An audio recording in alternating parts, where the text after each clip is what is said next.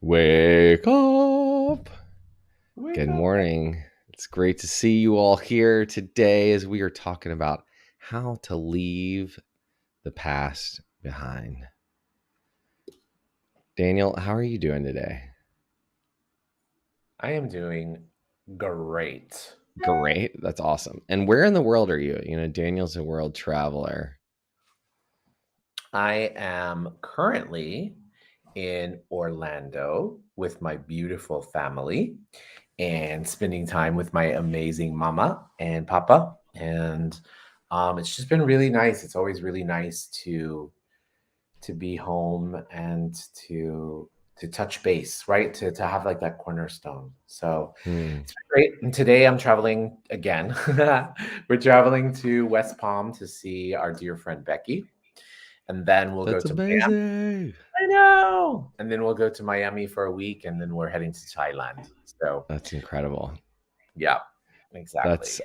Wow. How's it getting better than that? Well, How big does shout it? out to Becky, who really helps make this show go.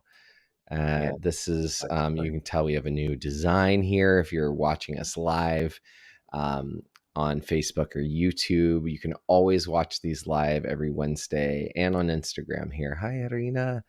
Hi, Irina. And also, we're in season 2 now. So if you haven't subscribed to this episode yet, what are you waiting for?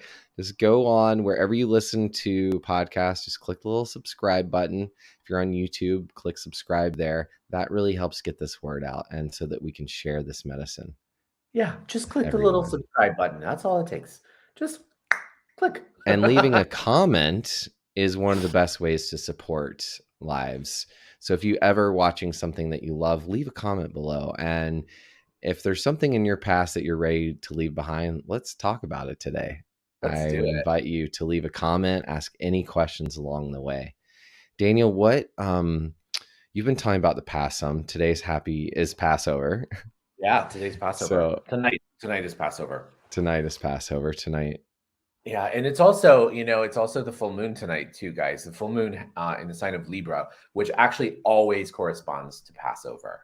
Okay, Hmm. so and it's I've been talking about this energy a lot, Ben, as you know, like in my morning sessions, the daily download, and it's interesting too because the past, Passover is all about letting go of the past. It's all about leaving that which we call Egypt, and according to Kabbalah, Egypt is a metaphor, right? Egypt is a metaphor for our negativity. It's a metaphor for our ego.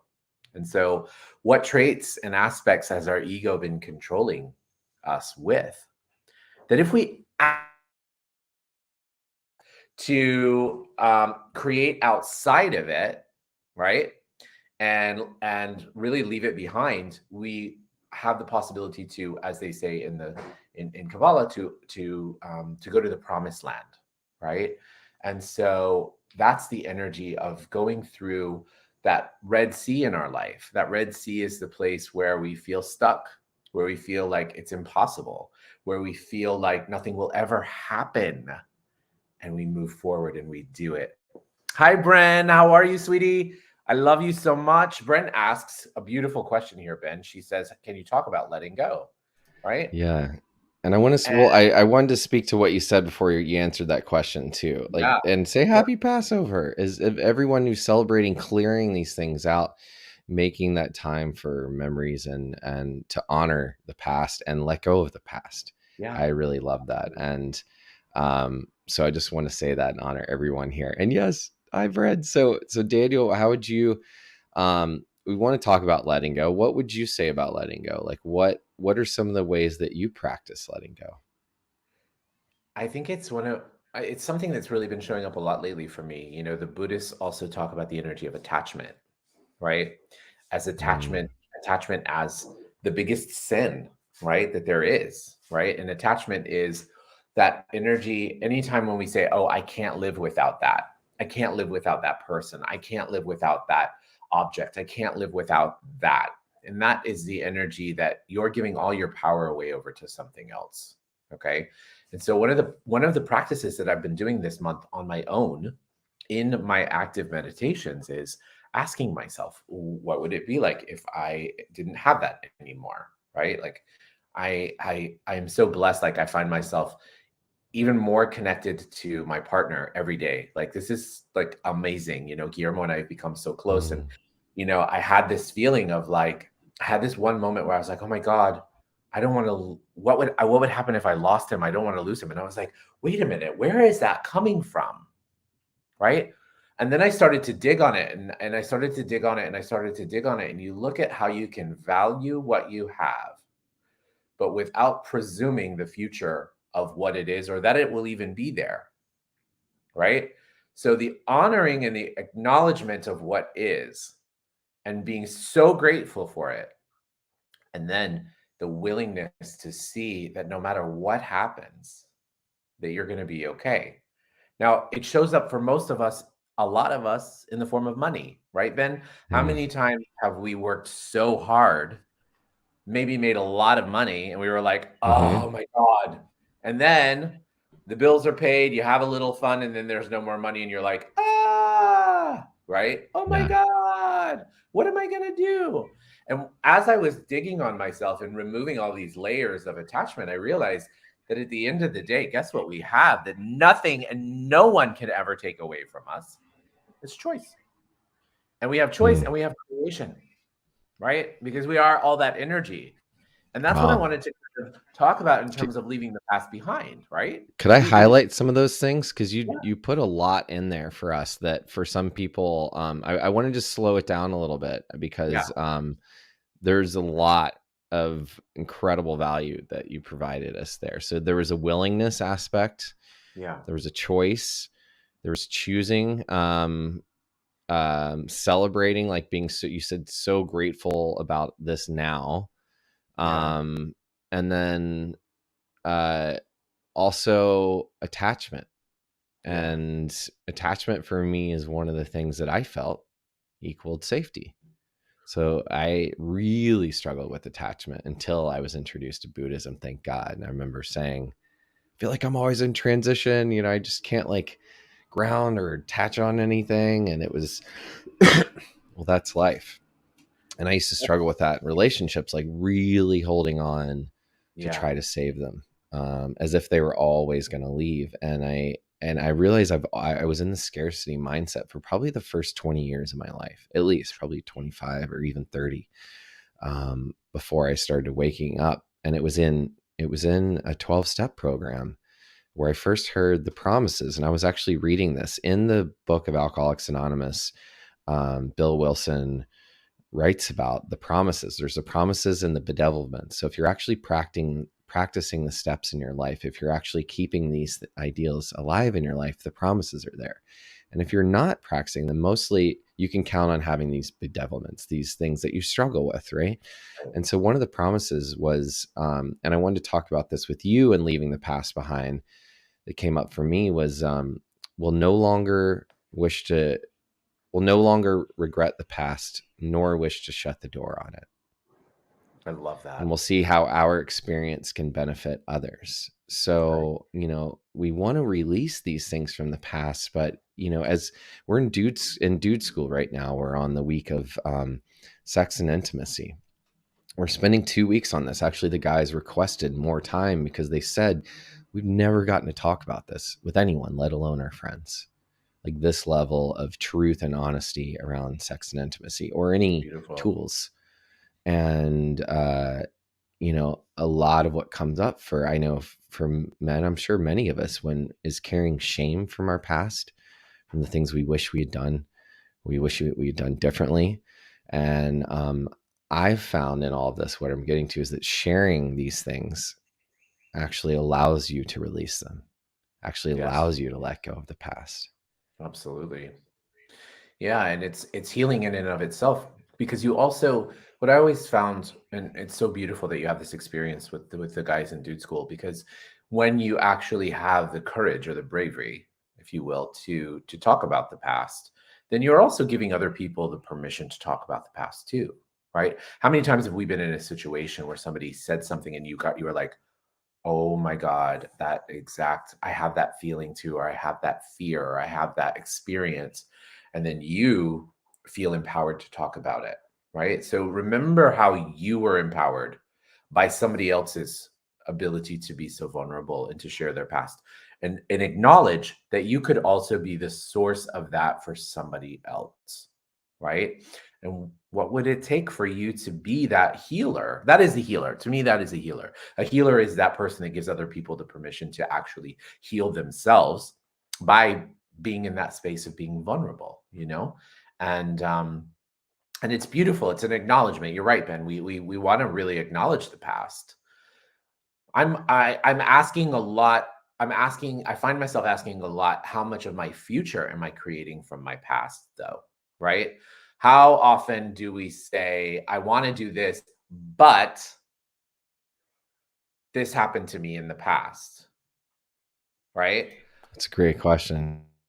Yeah. And then I look at that and I go, well, wait a minute. That version of me, that version of me was the version of me 10 years ago, sometimes 20, 30 years ago. Do I still have that fear? Do I still have that point of view?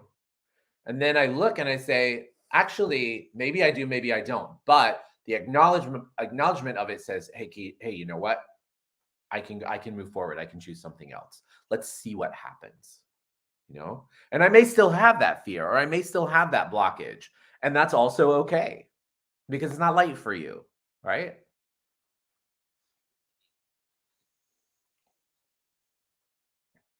This is all landing. This is great, Daniel. So with money, like I'd love to know, like, or I'm trying to think of some specific examples we can talk about here. So what are some Okay. places actually where you have struggled with letting go, and what has made the difference for you?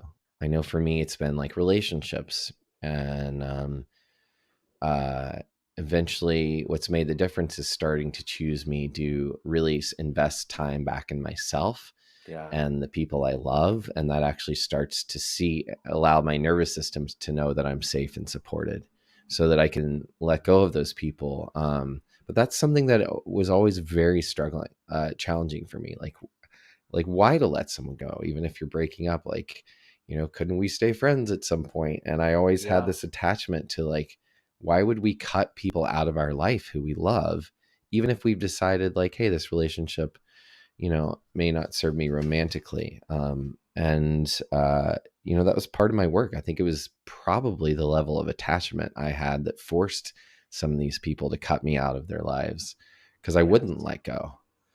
Right. And that was a really powerful lesson, to get, and then to start to finally turn all of that chasing towards myself. Yeah. And And I how think many of I those think of recovery relationships? because that's the first time in my life when I really chose a relationship with myself. Right. Like, what am I How putting many? in my body? How am I treating myself that it doesn't work or doesn't have integrity? And I was literally treating myself like garbage. So that's, what I was putting in my body, how I was talking to Right. myself. So I couldn't have a loving relationship. I couldn't let go of the past. I needed other people. That's how it felt until I learned to love myself. Yeah, you know what you're reminding me of too is that how many times are we in relationship, and we're in relationship and we keep holding on, waiting for it to change, right? We keep Mm, waiting for the other person to change, and oftentimes we do so without actually working on ourselves. Okay, and I mean, when I'm the same way, Ben. Like, what I always want to, like, oh, look at what we've created. This is great. Let's still be friends. The truth of the matter is that that energy is, maybe it's time for that energy to move on. You know what I mean? Maybe it's time for that energy to take a different shape and a different form, and it's actually okay. It's actually okay to let the past just be the past, and acknowledge what you've learned from it. But like you said, I love that you said so beautifully, to love yourself and to work on yourself and to be the space for yourself, you know? And I think we're so busy trying to fix other people, especially those that we're holding on so close to. We're so busy trying to fix other people that we don't actually recognize that the true change is what happens when we work on ourselves. When we really, really work on ourselves, then we grow and we expand out of having the need to fix or change something else. Because you know what? When you work on yourself, everything around you changes too, all the time.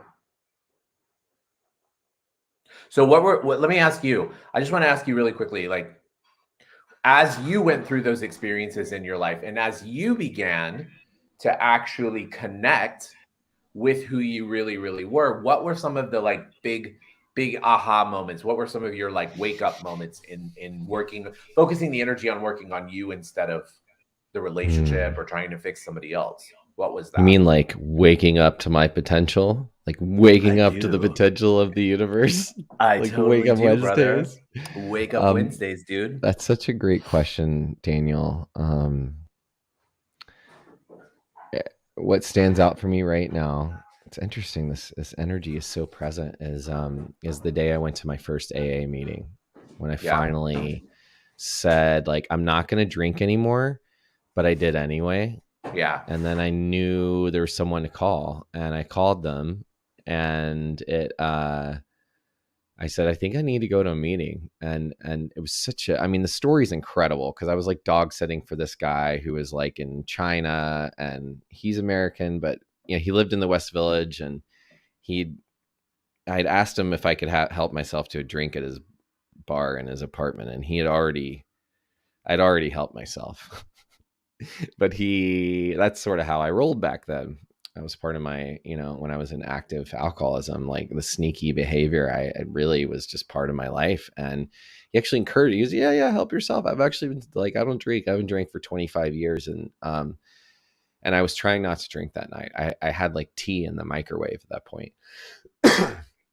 And I decided to cut out cannabis in my life. I actually couldn't stop using substances at that point. Like, I think I was down to like cannabis, and I couldn't stop that, and that was scaring me. Like, I can't even stop smoking. And so this big aha moment was when that man said, like, help yourself, and I don't even drink.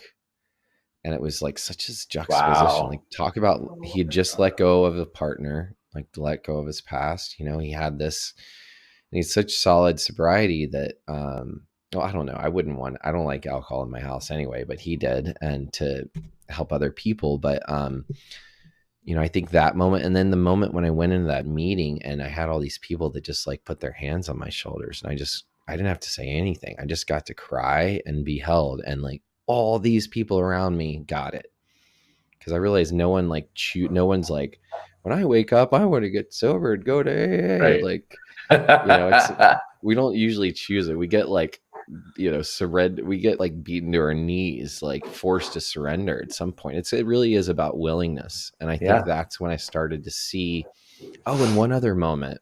I'm so glad you asked me this question.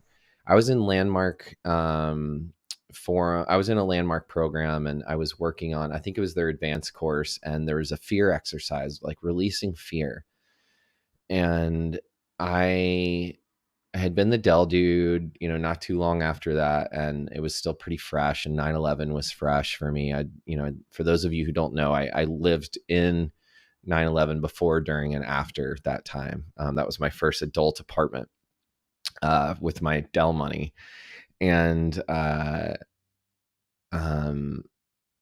this coach pulled me aside because I couldn't stop releasing this programmed narrative loop about how I'm a victim of 9/11. That was like, hi, I'm Ben Curtis, I'm a victim of 9/11. It was like a scarlet Sure. badge I wore. Yeah. And this coach, I don't remember what it was, what they saw or the conversation, but they gave me a chance. They said, do you actually really want to let this go? And I said, yeah, I really do. And they like held up this pencil, and they were like, here it is. Here's all that crap. Are you ready? And then they dropped it and like watched it hit the ground. I'm like, did you let go of it yet? So powerful. And I was like, no. They're like, okay, we're going to do it again. Here's all that shit. And I think on the third time, something went boom, and I dropped it. And it was like I gave myself permission. And in that moment, I saw that I'd been choosing suffering my whole life. Like, I have pain. It's always been as a part of the human experience, but I had actually been really choosing my own victimization and suffering. And in that moment, I saw that I could set myself free. And it was going to take work, But that was like the first aha moment that I could let this go. And so, I mean, that's probably one of the biggest things of relationships. I mean, this is how deeply seated it is in my subconscious. Like, I forget that letting go of September 11th was one of the most challenging things. I mean, I would dream about it and my body Right. just, yeah, it was traumatic. So it took a long time to learn to, like, and the experience is, if I let this go, then I'm going to lose some part of myself, because some part of myself went through that trauma. So I have to remember what it was like to have been through that trauma. And so when I would start to get numb to it, I try to replay it. I try to like feel through it again. And I would get Correct. scared that I was Correct. losing a part of myself or reality. But all that was happening was I was healing, Absolutely. so I actually had an opportunity. Letting go didn't mean I was like, it was like moving on meant, like, I don't know what it meant, but it didn't have a good feeling.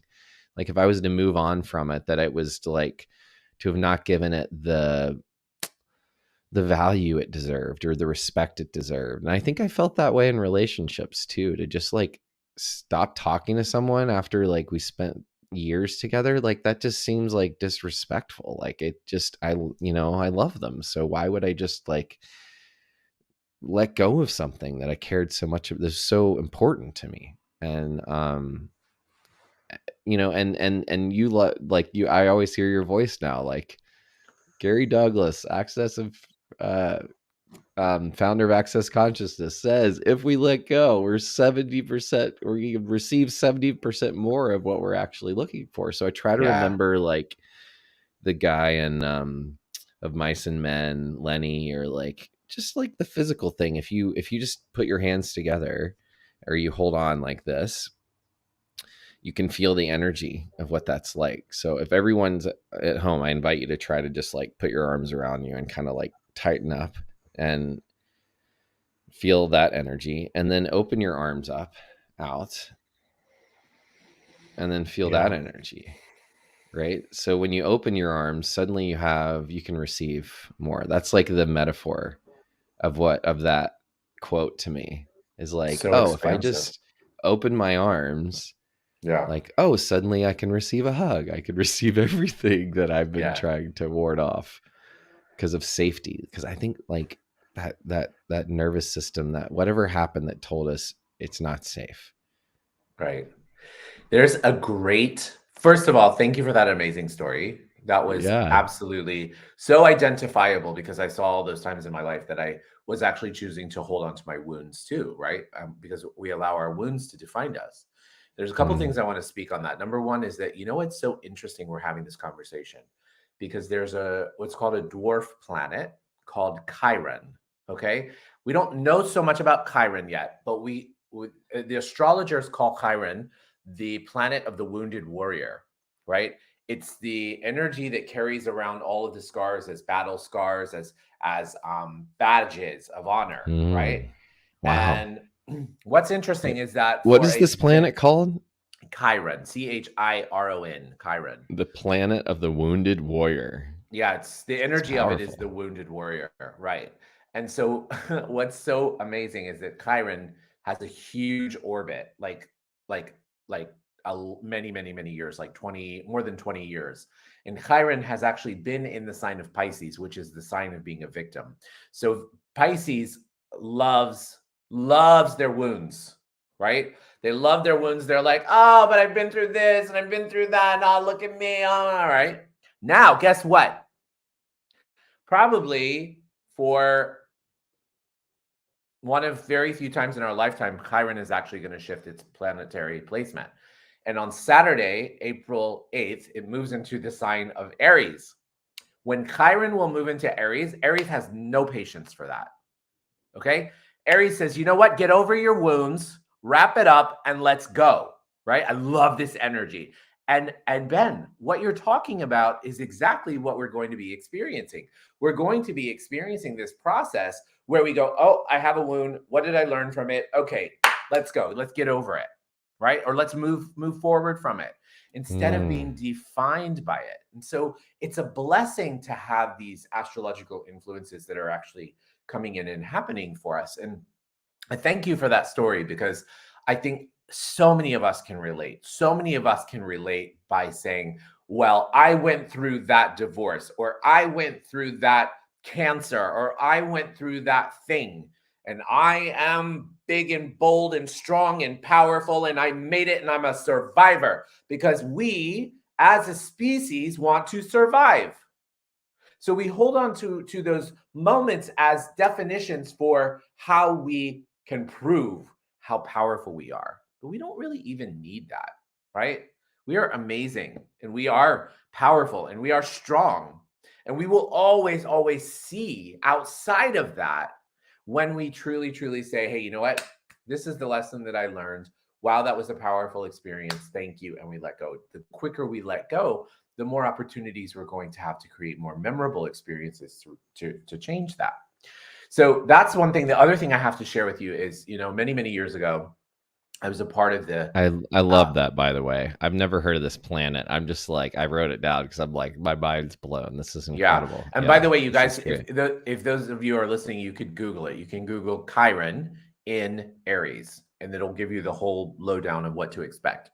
Um, so, many, many years ago, like 20 some odd, almost 20 years ago, I had the blessing of instituting a children's program called Spirituality for Kids.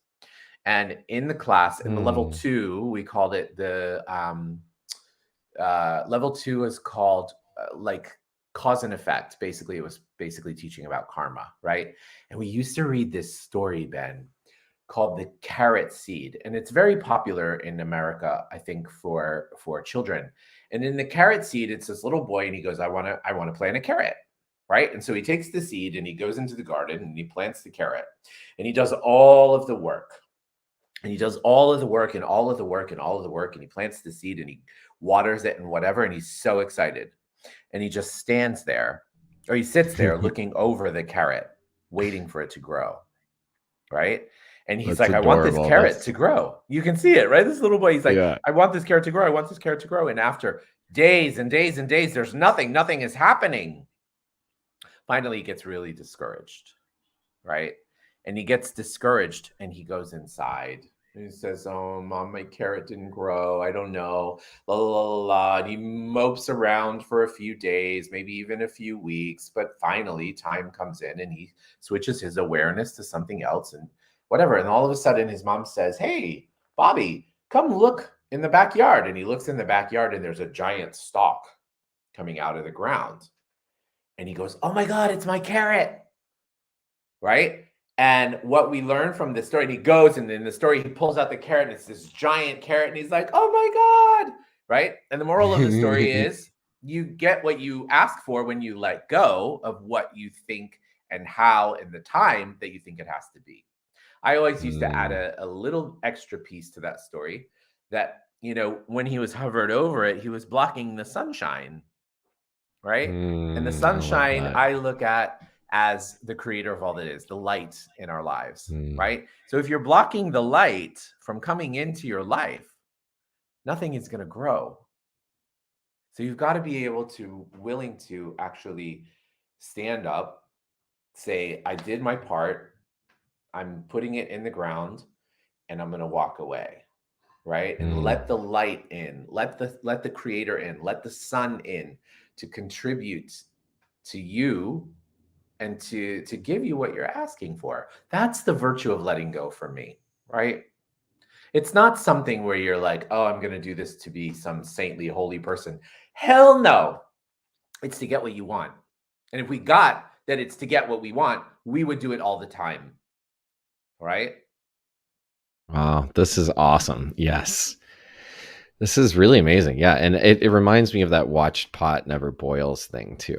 Yes, I exactly. was thinking about that yesterday as I was watching my water boil. Like, come on. And then sure enough, without fail, if I leave the room, I come back, it's like it's already boiled and done. I'm like, I Yeah, missed it. totally. There's yeah, I'm really curious what's resonating for everyone who's listening. I can tell you all are listening. I can feel you listening, but I'd love Yeah, for me you to too. comment on what is actually landing for you, what's resonating for you in this, or if there's something that you're struggling with letting go of. Yeah. This is your opportunity. consider that the universe, if you're here, is giving you an opportunity to let go. Well, Yeah. that's maybe why you're here. So, and what is the payoff of holding on to it? Right. That's the one thing we haven't talked about yet. Like, what do you get to be right about from holding on to it? For me, it was Oof. being a victim. Yeah. You know, I get to be right that I'm a victim. I get to have these complaints. I get to have something to feel self-righteous about. I get to have something to be mad at. I get to have Right. something to beat myself up for, or depression for, right? So, And where let's are be the honest, things that, it feels good, yeah, Ben. It feels good. It feels good. Just acknowledge it. We acknowledge it. We have to acknowledge it. You know, it feels good. It feels good for that moment to be like, wow, somebody's listening to me, you know? And then yeah. it becomes we become those people who are like, yeah, well, uh, everybody wants you to shut up. You know, you Oh, wow. how many times have we been around that person that tells the same story over and over and over and over, right? It's like a good comic. They know it's effective. It gets a response, so they keep telling Right. it to get a response, It gets right? a response, it gets attention, right? It And it makes us feel reminds me, heard. yeah, and it reminds me. I mean, this is a great example. I'm walking around like every day with a cast on my arm, so it's Huh?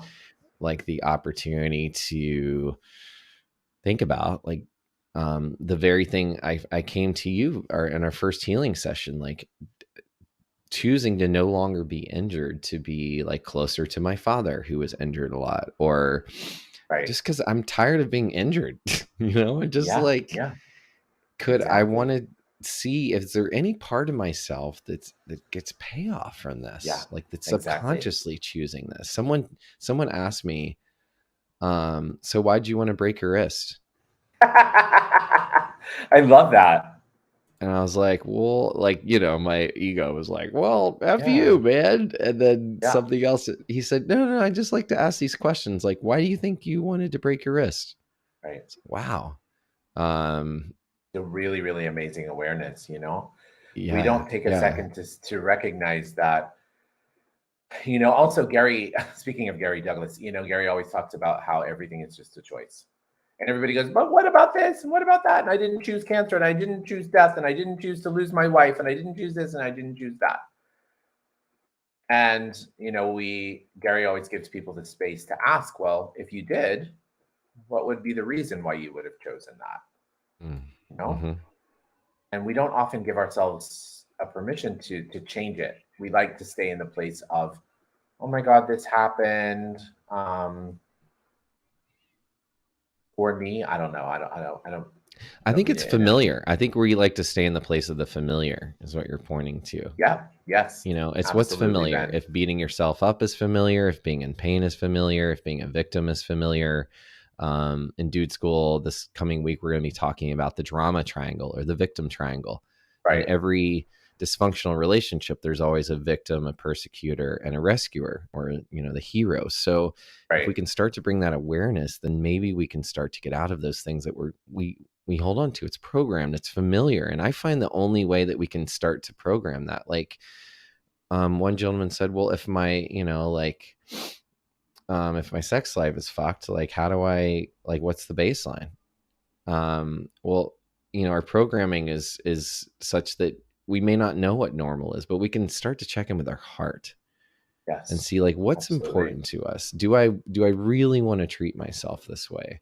Yeah, What would be possible if I could be loved? And also for me, it was like, if I'm seeking validation from anywhere external that's not spiritual or not like a friend, like, it is, it's usually an opportunity for me to love myself and learn how to do correct. that. And so I think wherever we are, the opportunity here I see is to learn to love ourselves a little bit more, to learn to be Absolutely. kind, to learn to start a new programming. Like, if I was my father right now, this is a great way. If Imagine yourself as a little child right now, and if you were to parent yourself, and you were looking at yourself as, like, let's say a 16-year-old, because they're like going through adolescence, they're kind of becoming adults and they're struggling with that thing.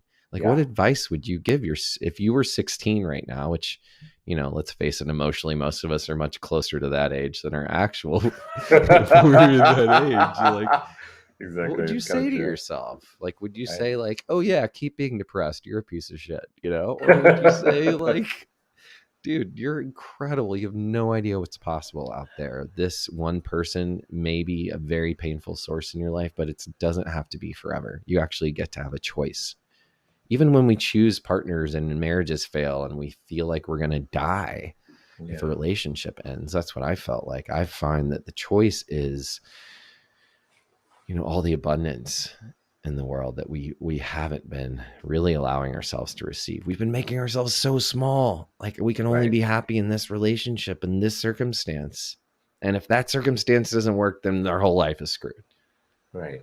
So where have we already, I hate to use the word kill off, but where have we where have we closed the door to possibilities that, really could help us? Like, where have we just closed off solution and medicine and all the people who want to help us? When I was Right. alone this week without my wife here and struggling with surgery and pain and not being able to help myself, the opportunity for me was to practice asking my friends for help, because they wanted to help. They felt like, they're like, dude, you're like hurting and we can't help you. Like, I Right. really want to help you. So it gave them an opportunity to be of help. And then it gave me an opportunity to practice receiving, which is uncomfortable for me. So Of it can course. be, for sure.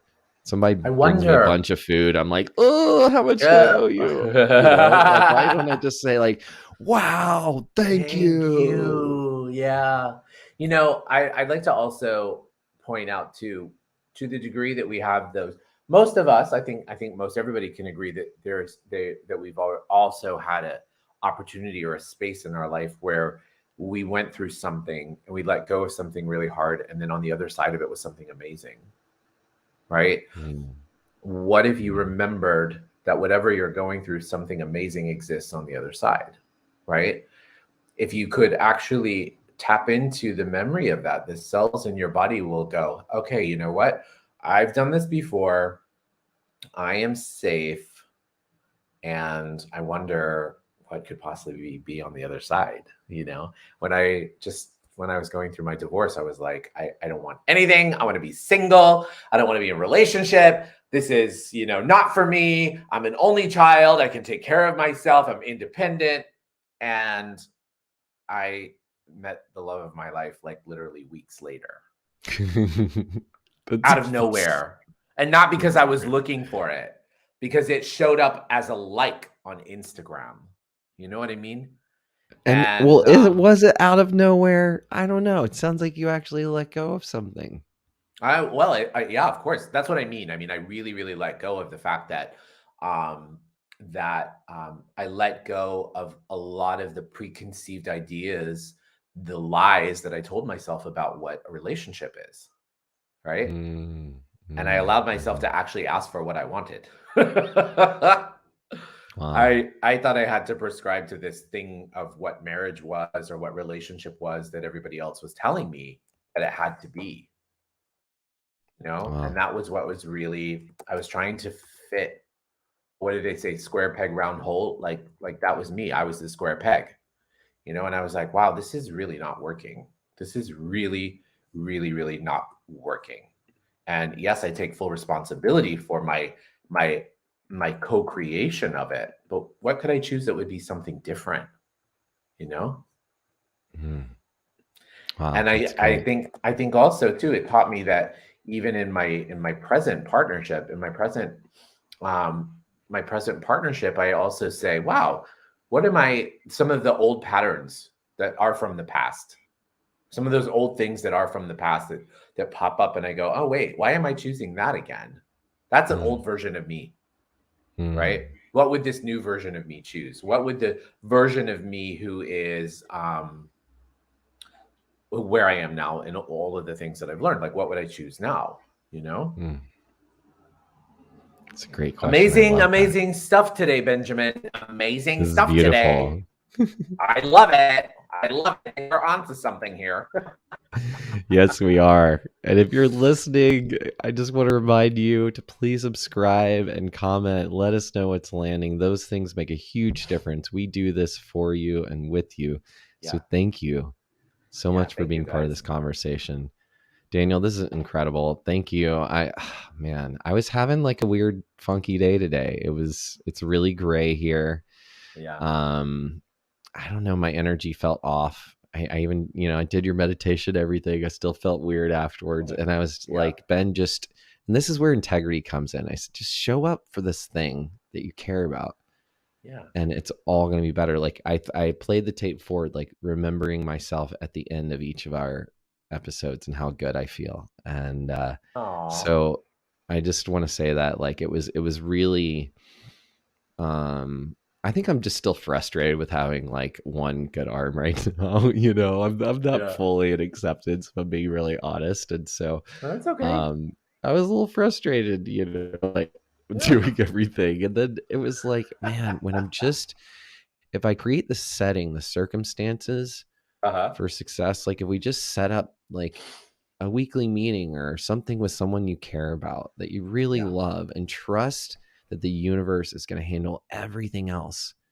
Like Yeah. for every project I have in my life, the way I do it is I have one meeting a week for that project. So I have like 8 different meetings every week at a same time, at a repeating time, but they're all for different things. And then I don't have to think about it the rest of the week. So it's really compartmentalized. I can stay really present and just be in my calendar. And so this Yeah. is one of those things that we hold space, every Wednesday at 9:30 a.m. Eastern. I can Right. count on that I'm going to get to be in this dance with you. And it's vulnerable and it's beautiful. And I just want to say thank you for continuing to dance with me and for everyone out there who's dancing with Oh, this. you're giving me all the feels today, Benjamin. Well, I love you. Thank you. I love you too, and I'm so grateful for the space too. And I listen to you because I know you all. Obviously, I know you personally too, and you have a really wonderful system of structure and all that kind of stuff. And here you go. I have these meetings for this thing, la la la, and I go, oh, I hate meetings. I can't stand meetings. I can't stand these like structured things that he's giving to me. And I realize that's something from my past, right? Like I realize that's the adolescent or the young kid who failed. I failed so many classes in school. Like I had to go to Mm. summer school every year because I just hated school, you know? The structure And wasn't working. We the learned structure did differently. not work for me. I know my teachers thought I was stupid because I wasn't getting anything. And That sounds thank God really I have, frustrating. it was so frustrating. And you know what? Thank God I have such a thick skin. I never let it get to me, you know? But I also realize in my Yet it's revenge come of up that, 30 years later. yeah, it's coming up 30 years later. Exactly. In my revenge of it, I still do that thing where I go, I fucking hate meetings. I'm not doing your meeting, or I'm not doing your homework. Anytime anybody gives me homework, I go, good luck, you know? That's So I have interesting some, point of view, Daniel. I know. I realized that today I have a lot of things I have to work on. Yeah. Well, listen, I want to tell you, I don't love meetings. I just have trained myself, I've programmed myself to keep showing up because despite what Yeah. my brain tells me, like Yeah. afterwards, I'm always like, oh, that's really good. I did that. I'm really glad we had this meeting. That's Really usually love the me. sentence that always comes out. I'm like, my God, thank God I spoke to this human. And Yep. that's comes up every time. So thank you Yeah. for being you. Thank you for everyone who's listening. And we'll see Yeah. you at Thank the you same time, all. same place next week. But yes. Thank you, Ben. Thank you, everyone. Thank you, Jason, for your continued loyalty, your support, and your amazing energy. And thank you to everyone. Yes.